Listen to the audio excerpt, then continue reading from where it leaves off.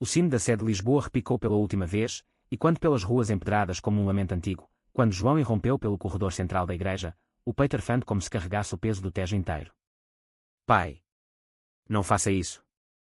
Ela está mentindo para todos nós, gritou o menino de 12 anos, sua voz cortando o ar perfumado de jasmins e cera de vela como uma lâmina afiada, fazendo 200 convidados virarem cabeças em uníssono, o véu da noiva tremendo como uma folha ao vento. Miguel, o noivo de 42 anos, com o anel de ouro ainda suspenso entre os dedos trêmulos, sentiu o mundo ruir sob seus pés de azulejo, o coração partindo-se em silêncio enquanto o filho, os olhos flamejantes de uma verdade que ele jurara guardar para sempre, avançava sem piedade. Miguel piscou, atordoado, o suor frio escorrendo pela nuca apesar do calor abafado da igreja de São Vicente de Fora.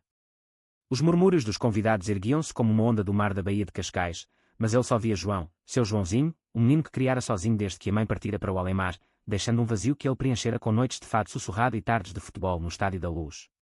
Sofia, sua noiva de olhos castanhos como o vinho do Douro, congelou ao altar, o buquê de flores de lis escorregando ligeiramente de suas mãos enluvadas. O que é isso, amorzinho? Sussurrou ela, forçando um sorriso que não chegava aos olhos, mas Miguel já não ouvia. O mundo havia-se reduzido ao rosto do filho, marcado por sardas e uma determinação que o envelhecia além dos anos. É sobre ela, pai. E sobre você também, João prosseguiu, ignorando o padre que erguia as mãos em súplica por ordem. Eu ouvi tudo na noite passada, no quarto dela. Sofia não te ama como você pensa. Ela ama outra pessoa. Uma mulher. As palavras caíram como pedras no pavimento molhado de uma rua lisboeta após a chuva, e o silêncio que se seguiu foi tão denso que Miguel sentiu o ar rarear. Sofia empalideceu, o véu caindo para trás, revelando mechas de cabelo ruivo que dançavam à luz filtrada pelos vitrais coloridos. Os convidados ofegaram, tias idosas de Alfama, primos de Coimbra, amigos de negócios do Bairro Alto, todos eles, ecos de uma sociedade ainda marcada pelas sombras do passado, onde o amor como o de Sofia era sussurrado nos becos, não proclamado em altares. Miguel recuou um passo, o anel caindo com um tilintar metálico que ecoou como um tiro. Seu estômago revirou-se, não pela acusação, mas pela verdade que ela despertava em si mesmo. Quantas noites passara fingindo, construindo esta fachada de normalidade para proteger João de olhares tortos, de escolas onde as crianças zombavam dos diferentes, de uma família que ainda via o divórcio da mãe como um pecado menor que o amor que ele guardava no peito. Sofia era sua âncora, ou assim pensara, uma mulher forte, viúva recente, que chegara à sua vida como um raio de sol no rocio, prometendo estabilidade para o menino e discrição para seus segredos. Mas agora, vendo o pavor nos olhos dela, Miguel compreendeu. Ela carregava o mesmo fardo, o mesmo amor proibido que ele enterrara sob camadas de rotina e responsabilidade. João, como você, gaguejou Miguel, estendendo a mão para o filho, mas o menino recuou, os punhos cerrados. Eu segui ela, pai. Até ao Chiado, ao café onde ela se encontra com aquela pintora, a Clara. Elas se beijam como se o mundo não existisse, mas depois Sofia volta e finge que é sua noiva perfeita. Por quê? Para quê? Para enganar todo mundo, como você faz. As palavras do menino cortaram mais fundo que qualquer faca, expondo as feridas que Miguel escondera por anos. Ele pensara que o casamento com Sofia seria a salvação, uma união de conveniência, dois corações partidos encontrando refúgio na mentira compartilhada, longe dos olhares inquisidores da sociedade portuguesa que, apesar das marchas do orgulho em Lisboa, ainda sussurrava pecado nos confessionários. Mas João, com sua inocência feroz, havia desenterrado tudo. Sofia adiantou-se, lágrimas escorrendo pelo rosto maquiado, e ajoelhou-se perante o menino. Meu querido, não é mentira por maldade.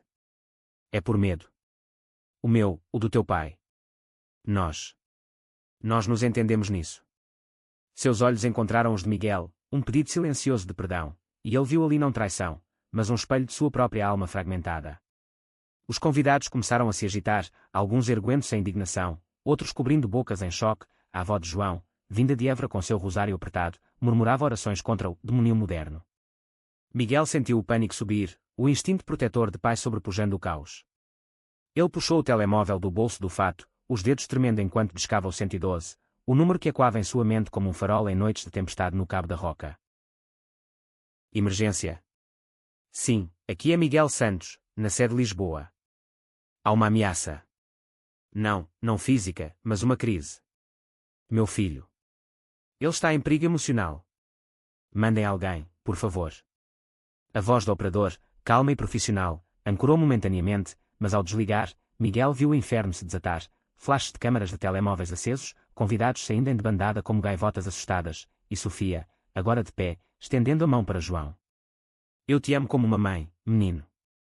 Deixa-me explicar.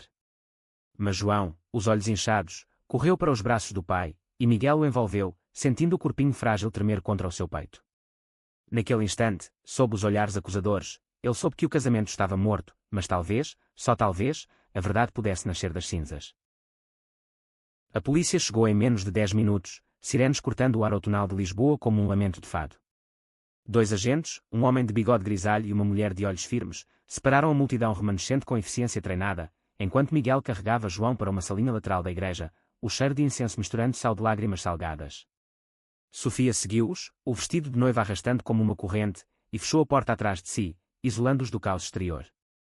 Miguel, eu nunca quis ferir vocês, começou ela, a voz rouca. Clara e eu. Nos conhecemos há anos, em Porto, na Faculdade de Artes. Ela é tudo para mim, mas o meu emprego na galeria, a família conservadora. Eles me deserdariam se soubessem. Quando te conheci, vi em ti o mesmo medo. Propus o casamento como uma ponte, um tempo para eu me afirmar. Miguel assentiu devagar, embalando João que agora soluçava baixinho. Ele próprio carregava segredos mais profundos, o amor por António, o arquiteto que conhecera numa conferência em Sintra 2 anos antes, um homem de mãos calejadas e riso fácil que o fizera questionar cada escolha de vida normal. António era o fogo que ele sufocara, visitas noturnas trocadas por mensagens encriptadas, toques roubados em cafés escondidos do bairro alto. Eu aceitei por João, confessou Miguel, a voz falhando. Pensei que uma mãe, mesmo fingida, o protegeria das zombarias na escola, dos vizinhos que ainda falam da viúva estranha, que era a mãe dele. Mas você. Como eu pude ser tão cego? Sofia tocou seu braço, um gesto de solidariedade que doía pela pureza. Não foste cego. Fomos prisioneiros, os dois. Mas o teu filho. Ele nos libertou, mesmo que doa. João ergueu o rosto, os olhos vermelhos fixos nos adultos. Eu só queria que o pai fosse feliz de verdade. Eu sei do tio António, pai. Vi as fotos no teu telefone, as que apagas sempre. Ele te faz sorrir como a mamã nunca fez. As palavras do menino foram um soco no estômago de Miguel, revelando que o segredo, tão bem guardado, vazara como vinho de uma garrafa rachada. Lágrimas quentes rolaram pelo rosto do homem, e ele apertou João mais forte. Meu amor, como podes perdoar-me por esconder isso? O menino encolheu os ombros, uma sabedoria antiga nos olhos. Porque eu te amo, pai. E porque o amor não mente. A escola me ensinou sobre o arco-íris, sobre como em Lisboa há uma praça para quem ama diferente. Porque fingir aqui? Fora da porta, os agentes batiam suavemente, pedindo declarações, mas Miguel ignorou-os, o foco agora na família improvisada que formavam. Sofia sentou-se ao lado deles, contando baixinho sobre Clara, a pintora de cabelos curtos e tatuagens de ondas atlânticas, que pintava retratos de casais como o delas em segredo, vendendo-os em feiras underground de Belém. Ela me ensinou a ver beleza na vulnerabilidade, disse Sofia, e Miguel viu, pela primeira vez, a mulher além da fachada, forte, criativa, uma alma gêmea para alguém como ele, que sonhava com projetos de restauração de palácios antigos mas vivia catalogando livros numa biblioteca municipal. A conversa fluiu como o Tejo ao entardecer, tecendo fios de compreensão onde antes havia nós de medo. Mas o conflito não terminara. Quando saíram da igreja, o sol poente banhando a colina de Alfama em tons de âmbar, a avó de João esperava na escadaria, o rosto uma máscara de fúria e dor. O que fizeste, Miguel? Diante de Deus e dos homens. Esta abominação. Ela apontou para Sofia, que recuou como se tocada por ferro quente. João avançou, pequeno Davi contra o gigante. Avó, o amor não é abominação. É como o fado que cantas, triste, mas verdadeiro. A velha mulher vacilou, lágrimas misturando-se à raiva, e Miguel sentiu o peso das gerações, sua própria mãe, que morrera sem saber de seus anseios, o pai que o criara com punho de ferro em Trás-os-Montes, onde o silêncio era virtude. Mãe, por favor, suplicou ele. Deixa-nos ser. A noite caiu sobre Lisboa como um manto de veludo negro, e eles voltaram para o apartamento no Chiado, um espaço modesto com vista para a Praça Luís de Camões, onde estátuas de heróis passados pareciam vigiar seus segredos. João adormeceu no sofá, exausto, enquanto Miguel e Sofia se sentavam à mesa da cozinha, uma garrafa de vinho verde aberta entre eles. O que fazemos agora? Perguntou ela, girando o copo. O casamento está cancelado, mas os convites para a recepção no hotel de Cascais. E a tua família? Miguel riu amargamente, o som e quando vazio. Eles virão mesmo assim, por curiosidade mórbida. Mas eu preciso falar com António. Não posso mais fugir. Sofia sorriu pela primeira vez com genuína leveza. Então faz. E eu com Clara. Quem sabe, talvez um dia brindemos como amigos verdadeiros, sem máscaras. Naquela madrugada, enquanto João dormia sonhando com praias de areia dourada em Nazaré, Miguel pegou o telefone e discou o número que decorara como uma oração. António. É o Miguel. Eu preciso de ti. Agora. Do outro lado da linha, a voz rouca do arquiteto, tingida de sotaque alentejano, aqueceu-lhe o peito como um fogo de lareira. Estou a caminho, amor. Sempre estive. E assim, no silêncio da cidade que nunca dorme, Miguel sentiu as primeiras rachaduras na armadura cederem, revelando não fraqueza, mas a promessa de um amanhecer livre. Os dias seguintes foram um turbilhão de ecos e sussurros, como as marés que batem nas falésias da costa da Caparica. Miguel acordava com o sol filtrando pelas persianas do chiado, mas o peso da noite anterior o ancorava à cama, onde João se aninhava como um filhote assustado. A notícia se espalhara como fogo em palha seca, jornais locais como o Diário de Notícias publicavam manchetes veladas sobre escândalo nupcial em Lisboa, e as redes sociais fervilhavam com comentários anónimos, alguns de apoio solidário, outros venenosos como o vinho azedo de uma colheita ruim. Monstro, gritava um comentário de um primo distante. Coragem, respondia outro de um estranho em Faro. Miguel lia tudo em segredo, o estômago embrulhado, questionando se a verdade valia o preço da exposição. João, porém, florescia na adversidade, como as flores de lis que Sofia escolhera para o buquê. Na escola em Belém, onde torres manuelinas guardavam memórias de descobrimentos, o menino enfrentou os olhares curiosos dos colegas com uma franqueza desarmante. O meu pai ama quem ama, e pronto, declarava ele no recreio, chutando uma bola contra o muro como se espantasse demônios. Mas à noite, quando as luzes da ponte 25 de Abril piscavam ao longe, João confessava medos ao pai. E se me chamarem de filho do gay? E se ninguém quiser ser meu amigo? Miguel o abraçava então, murmurando promessas que mal acreditava poder cumprir, recordando as próprias noites de juventude em que se escondera nos bares escondidos do cais do Sodré, onde o amor era um segredo partilhado em copos de ginginha. Sofia, exilada temporariamente no seu apartamento em Moraria, bairro de fados e imigrantes, lutava suas batalhas paralelas. Clara, a pintora, chegara de Coimbra com pincéis e telas, transformando o caos em arte, retratos a óleo de Sofia com olhos que capturavam a dor e a liberação, pinceladas largas como ondas do Atlântico. Tu és a minha musa, mas também a minha prisão, dissera Clara na primeira noite, beijando as têmporas de Sofia com ternura que curava feridas antigas. Elas passeavam pelas ruas íngremes, mão na mão sob olhares furtivos, parando em pastelarias para pastéis de nata quentes, onde o açúcar derretia como barreiras sociais. Mas o telefone de Sofia tocava incessantemente, a mãe de Évora, chorando por a vergonha da família, o patrão da galeria, ameaçando demissão por escândalo público. Eu perco tudo, confessava ela a Clara, mas a pintora, com sua alma boêmia forjada em ateliês de Porto, respondia, perdes correntes, ganha asas. Miguel, impulsionado pela chegada de António, começou a reconstruir. O arquiteto instalou-se no apartamento como uma brisa fresca do Algarve, trazendo projetos de restauração de um convento em Óbidos e histórias de viagens que faziam João rir pela primeira vez em dias. António era alto, com mãos que pareciam esculpidas em mármore de Alcobaça, e um jeito quieto de ouvir que desarmava defesas. Na primeira noite, enquanto cozinhava um bacalhau à brás na cozinha apertada, ele tocou o ombro de Miguel, um gesto simples que reacendeu faíscas há muito apagadas. Eu esperei por ti, sabes? Sem pressa, como se constrói uma catedral, tijolo a tijolo. Miguel, os olhos úmidos, inclinou-se para um beijo breve, consciente do filho no quarto ao lado, mas sentindo pela primeira vez a liberdade de ser visto. Contudo, o conflito escalava. A avó de João, Dona Rosa, apareceu na Naunsed numa tarde chuvosa, o casaco encharcado gotejando no óleo como lágrimas não derramadas. Eu vim buscar o menino, anunciou ela, os olhos fixos em António como se ele fosse uma praga bíblica. Não o deixarei crescer nesta sodomia. João, ouvindo da sala, correu para a porta, barricando-a com seu corpo miúdo. Ele fica comigo, avó. O tio António é bom, como o pai. A discussão irrompeu em gritos, ecos de tradições rurais contra o pulsar moderno de Lisboa, e Miguel, intervindo, sentiu o abismo geracional abrir-se como a fenda de um terremoto. Dona Rosa invocou memórias da mãe de João, uma santa que morreu por causa das tuas fraquezas, e Miguel rebateu com a verdade crua. Ela partiu porque não suportava a solidão que eu causei, mas eu mudei. Por amor ao nosso neto, mãe, aceita-nos. A tensão culminou quando Dona Rosa, num gesto de desespero, ameaçou levar João para Évora, citando leis de custódia que mal compreendia. Miguel, o coração em pânico, ligou novamente para o 112, mas desta vez para a assistência social, não polícia. Uma assistente chegou ao anoitecer, uma mulher de meia-idade com sotaque madeirense suave, que ouviu as histórias com empatia treinada. Em Portugal, o amor é direito de todos desde 2010, recordou ela, citando a lei do casamento igualitário que passara em segredo para muitos. Mas a família precisa de pontes, não muralhas.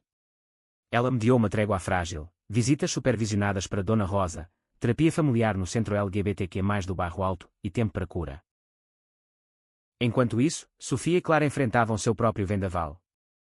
A Galeria de Arte dispensou Sofia por conflito de imagem, e Clara, solidária, organizou uma exposição improvisada no armazém abandonado em Alcântara, intitulada Amores Ocultos, com telas que retratavam casais como elas, mãos entrelaçadas contra fundos de azulejos partidos, beijos sob chuvas de confetes do orgulho. A abertura atraiu uma multidão eclética, ativistas de marchas passadas, curiosos do Chiado, até um jornalista do Público que escreveu uma peça sensível sobre o escândalo que se tornou hino. Sofia, lendo o artigo à mesa com Clara, sentiu orgulho misturado a terror. E agora? A minha família. Clara, traçando círculos no seu pulso, respondeu, eles virão, ou não. Mas nós ficamos. Os caminhos de Miguel e Sofia cruzaram-se novamente numa noite de quinta-feira, no Café Brasileira, onde poetas como Fernando Pessoa outrora sonharam. Ele chegara para um encontro com António, ela com Clara, mas o destino, ou o destino cruel de Lisboa, os juntou numa mesa partilhada. Irmãos de armas, brincou Miguel, erguendo um copo de galão. Sofia riu, o som leve como sinos de Belém.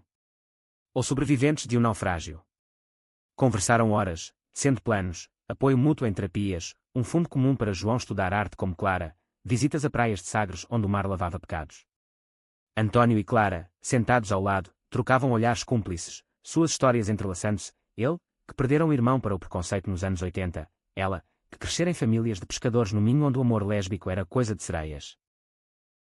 Mas o clímax se aproximava, um vendaval inesperado. João, explorando o telemóvel do pai enquanto ele tomava banho, encontrou mensagens antigas, não de António, mas de um homem desconhecido, Rui, um ex-namorado de anos atrás que Miguel pensara ter esquecido. Volta para mim, Miguel. O menino precisa de um pai de verdade. O pânico infantil explodiu, João correu para a rua, chuva fina molhando seu casaco, direto para o Tejo, onde as águas escuras pareciam chamar. Miguel, alertado por um vizinho, saiu em disparada, o coração martelando como o de um toureiro na arena de campo pequeno. Encontrou o filho na margem, perto do cais das colunas, os pés perigosamente próximos à borda. João. Não, gritou, correndo, e o menino virou-se, o rosto uma máscara de traição. Tu mentiste de novo, pai. Ao outro. Eu não valho nada. O abraço que se seguiu foi de afogamento evitado, lágrimas misturando-se à chuva enquanto Miguel explicava. Rui era passado, um erro de juventude em Coimbra, antes de António, antes de João nascer. Tu és o meu tudo, filho. O amor não trai, as pessoas, às vezes, tropeçam. António chegou então, chamado por Miguel no caminho, e juntos o acalmaram, uma tríade improvável sob o céu carregado.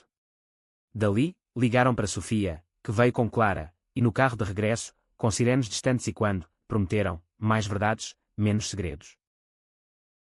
A semana que se seguiu foi de calmaria aparente, como o mar de Aveiro antes da tempestade, mas sob a superfície fervilhavam correntes fortes. Miguel mergulhou na terapia no centro do Bairro Alto, um espaço acolhedor com paredes cobertas de murais coloridos de arco-íris e bandeiras trans, onde um psicólogo de nome Vasco, com dreadlocks e sotaque de Setúbal, o guiava através de labirintos emocionais. O medo é o maior carrasco, dizia Vasco, mas em Portugal, construímos pontes, lembra-te da ponte Vasco da Gama, que une margens impossíveis. Miguel confessava ali seus terrores, o de perder João para a avó, o de António cansar-se da bagagem, o de uma sociedade que, apesar das leis progressistas, ainda media o amor pela régua da tradição. João, matriculado em sessões infantis no mesmo centro, encontrava refúgio em desenhos, rabiscos de famílias estendidas, com pais de mãos dadas e avós sorridentes sob sóis de Sintra.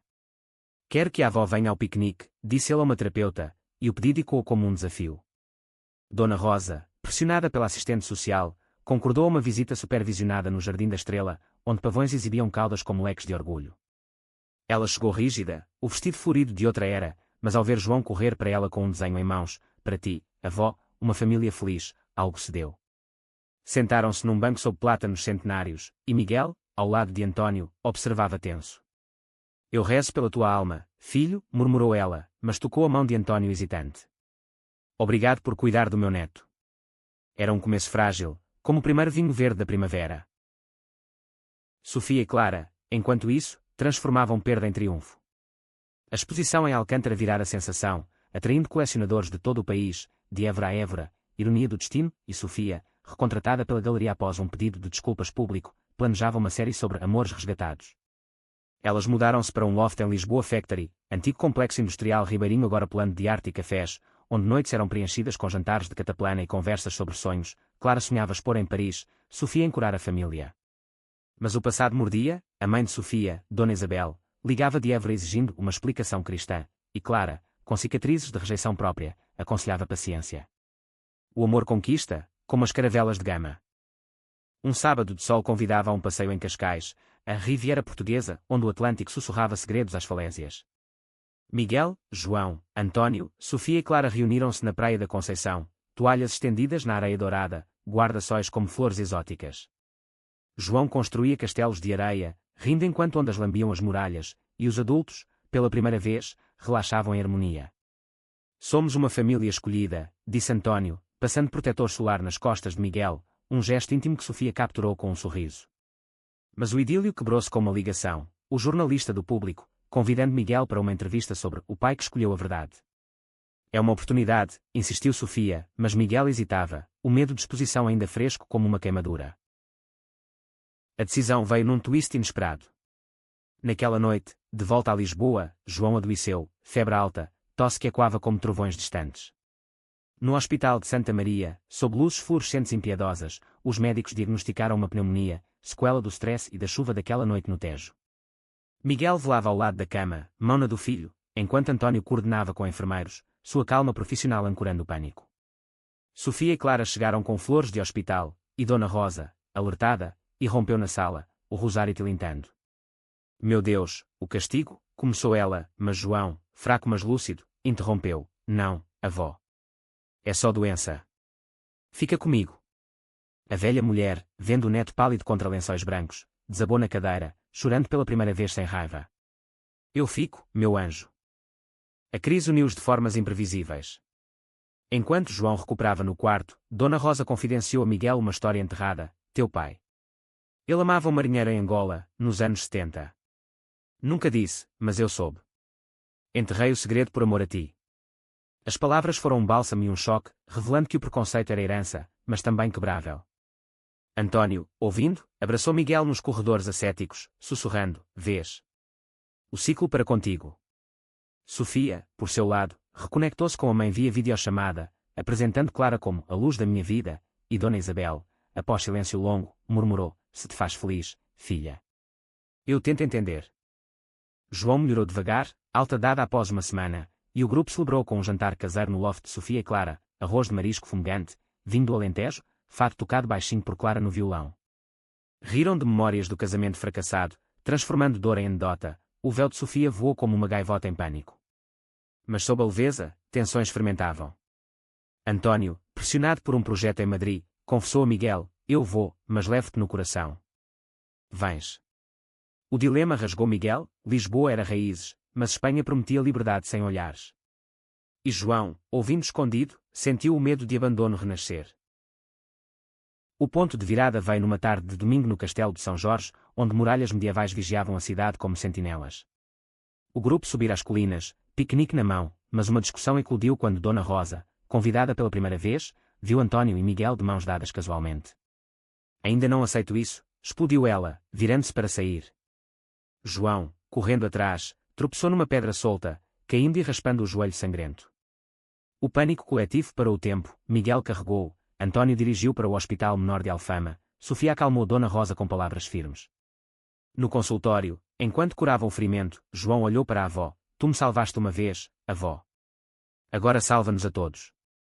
Dona Rosa, vendo o sangue do neto nas próprias mãos, cedeu, eu amo-te demais para perder. Com a ferida de João cicatrizando como as feridas da alma, o grupo emergiu mais forte, mas o destino tecia novos fios de tensão. Miguel aceitou o convite para a entrevista, mas com condições, foco na jornada familiar, não no escândalo. O jornalista, um jovem de nome Tomás de Setúbal, com olhos curiosos e gravador na mão, encontrou-os no Café Martinho da Arcada, sob retratos de Camões que pareciam aprovar. Como um menino de 12 anos muda uma família inteira, perguntou ele, e Miguel, com João ao lado desenhando nervosamente, respondeu, com coragem que adultos perdem. Ele nos lembrou que o amor não se esconde em sombras. A peça saiu na véspera do Dia de Portugal, 10 de junho, com fotos de todos, mãos unidas no rocio, bandeiras ao vento, e o impacto foi como uma onda. Mensagens de apoio inundaram o telemóvel de Miguel, de famílias em todo o país compartilhando histórias semelhantes, de escolas convidando João para palestras sobre inclusão.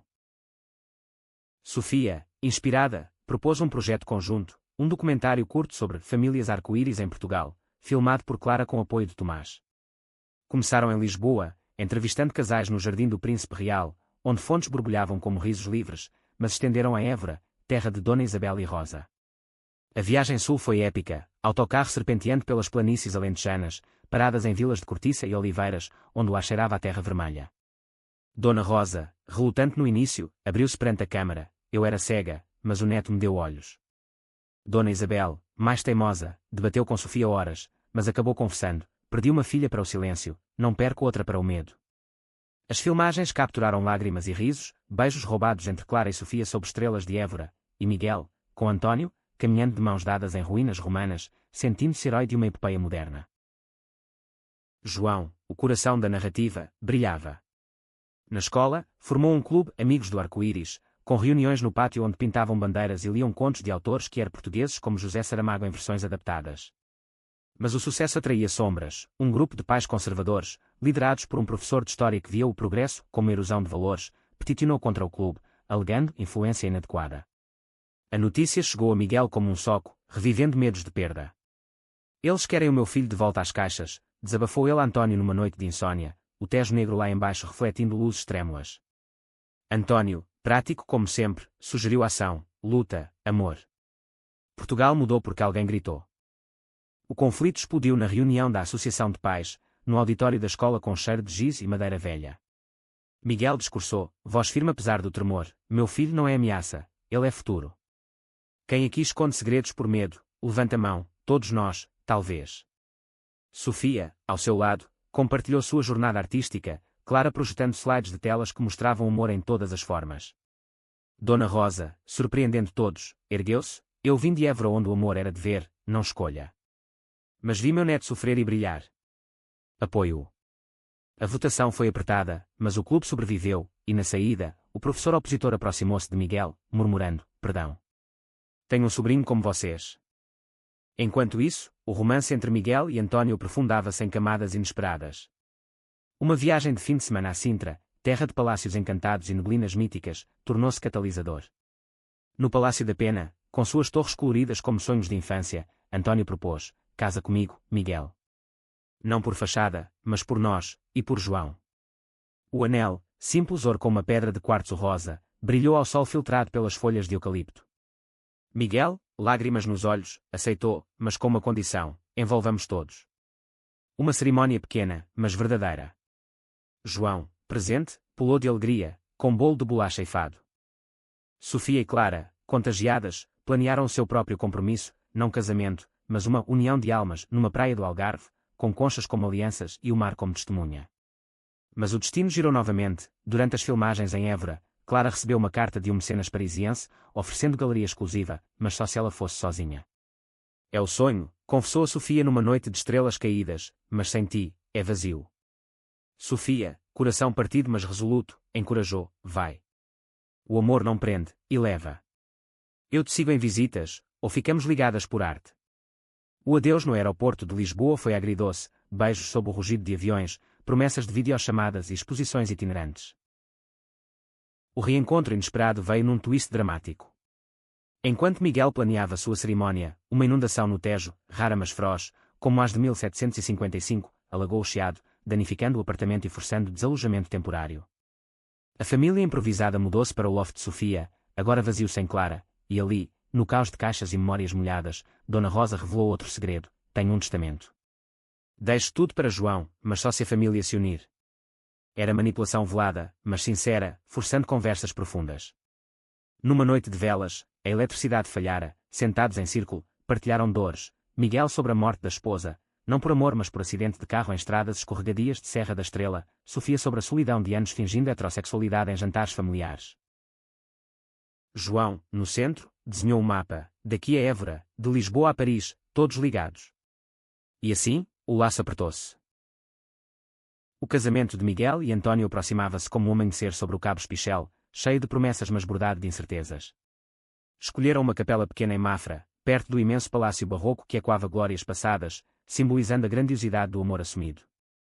Convidados eram poucos mas queridos: Sofia, de regresso de uma visita rápida a Paris; Clara, viasum de um ateliê francês, seu rosto pixelado mas sorridente; Dona Rosa, agora aliada relutante, com um colar de pérolas que fora da avó de Miguel, e um punhado de amigos do centro LGBTQ+, incluindo Vasco, o terapeuta, que oficiaria com bênçãos seculares. João, o padrinho mirim, escolheu as flores, margaridas brancas como paz, misturadas a cravos vermelhos de paixão. Preparativos eram rituais de cura. António restaurava um altar antigo para a cerimónia, suas mãos hábeis transformando madeira gasta em altar vivo. Miguel cozinhava pratos tradicionais, rojões à transmontana para homenagear raízes, com um twist vegano para um convidado alérgico. Sofia costurava gravatas, conversando com Dona Rosa sobre como o tempo amansa corações, e a velha, surpreendendo, partilhava anedotas de juventude. Em Évora, dançávamos fado em segredo, livres por uma noite. João, entusiasmado, escrevia votos infantis: pai, que o tio António te faça rir sempre, como eu faço. Mas o drama irrompeu na véspera, num golpe de teatro que testou todas as resoluções.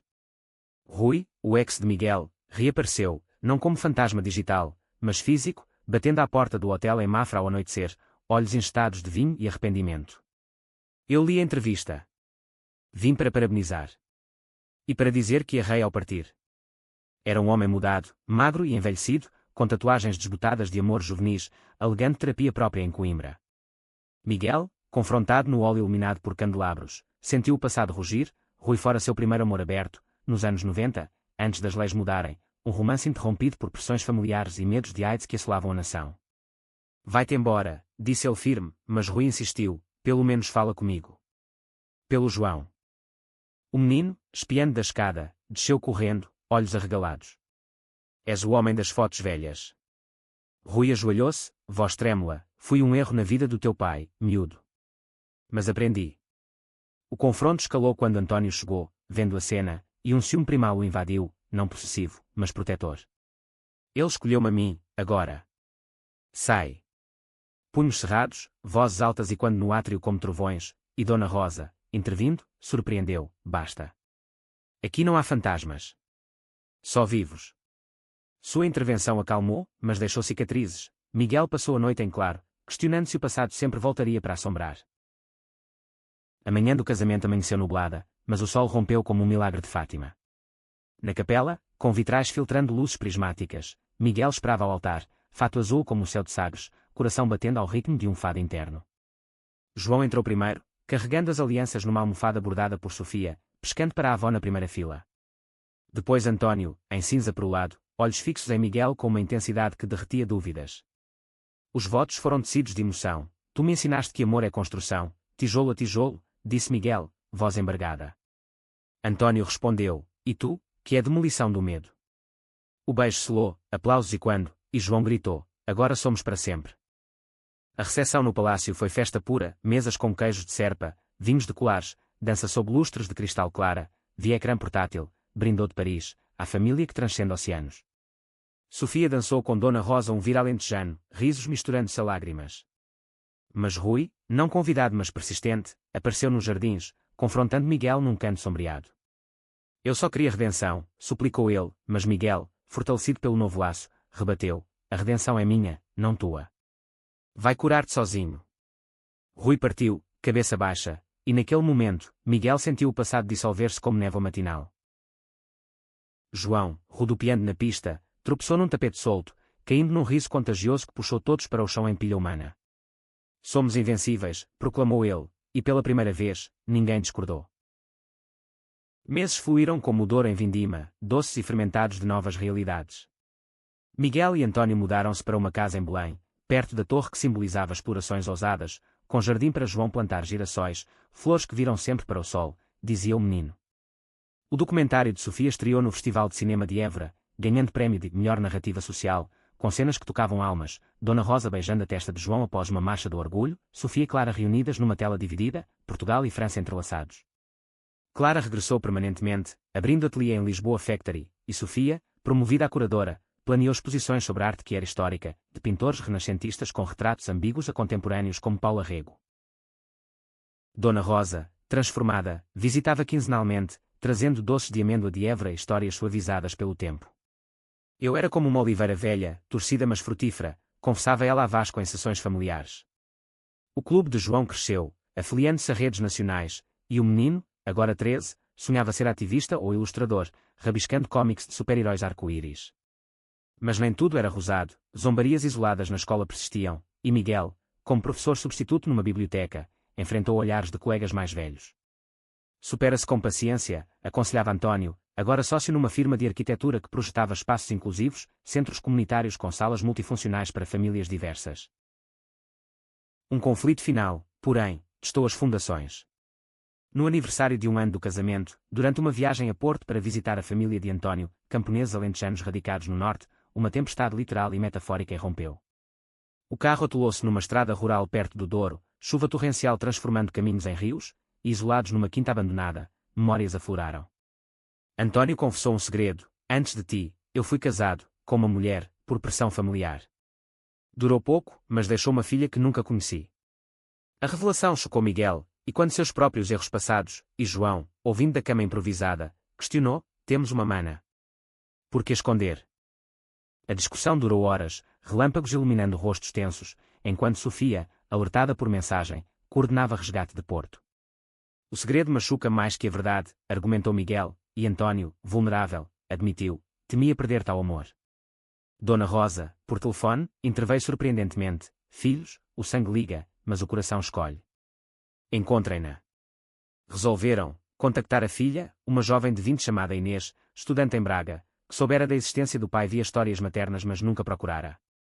O reencontro, semanas depois num café portuense com cheiro de francesinhas, foi tenso mas transformador. Inês, de olhos como os de António, abraçou chorando: eu sempre quis um pai. A família expandiu-se assim, com Inês visitando Lisboa, tornando-se irmã postiça de João, ensinando-lhe guitarra e partilhando sonhos de viagens à Ásia. Clara pintou um retrato grupal, todos sob um céu de Portugal, mãos ligadas num círculo infinito. Sofia e ela adotaram formalmente o compromisso, numa cerimónia na praia da Nazaré, com ondas como aplausos e conchas gravadas com votos.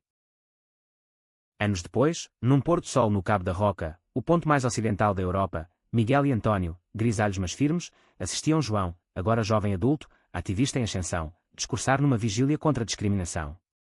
Sofia e Clara, de mãos dadas, sorriam orgulhosas. Dona Rosa, idosa mas radiante, murmurava orações de gratidão. Nós sobrevivemos, sussurrou Miguel ao ouvido de António, e o outro respondeu: não sobrevivemos. Floresceram. A jornada, de um altar interrompido a horizontes vastos, provara que o amor, em todas as suas cores, vence não apesar das tormentas, mas através delas. Em Portugal, terra de saudades e renascimentos, eles eram o fado vivo, melancólico, sim, mas eternamente esperançoso.